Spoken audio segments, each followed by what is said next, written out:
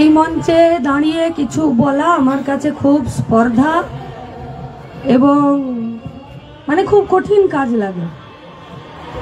আমি ভাবি যে একজন ব্যক্তি রাজনৈতিক কর্মী হিসাবে আমার এতটা মানে ওই যোগ্যতা বা ওই জিনিসটা আছে কিনা ও তো অনেক দূরের কথা, মানে এই মঞ্চে ওঠার মতন আদতেও আমি কিনা আমি নিজে জানি না।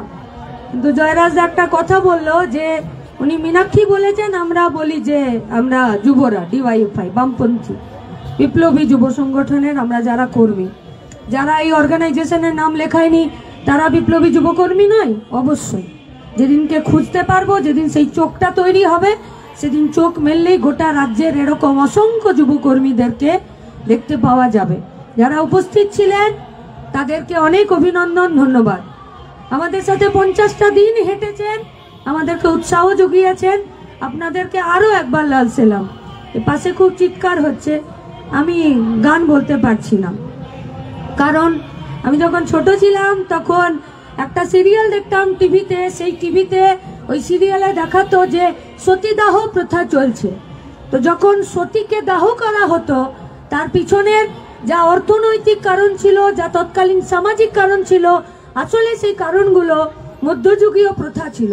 এবং সেই সতী মানে সেই মেয়েটি, সে যে চিৎকার করত, পুড়ে যাওয়া জ্বলনের সেই কষ্টের চিৎকারে, সেই চিৎকারটা বন্ধ করার জন্য চারিদিকে উলুধ্বনি, শঙ্করধ্বনি আর খোল করতাল আর ঢাক বাজানো হতো। তাই গরিব মানুষের পেটের খিদে, তার হাতের কাজের চিৎকার, কোনো গান, কোনো মেলা বন্ধ করতে পারবে না। আসুন ব্রিগেডের মাঠে গোটা রাজ্যকে বাঁচানোর শপথ নেওয়া হবে। আর শপথ নিতে গেলে, রাস্তায় দাঁড়িয়ে থাকতে গেলে, পা শক্ত রাখতে গেলে, হাঁটু না কাঁপতে গেলে যোগ্যতা লাগে।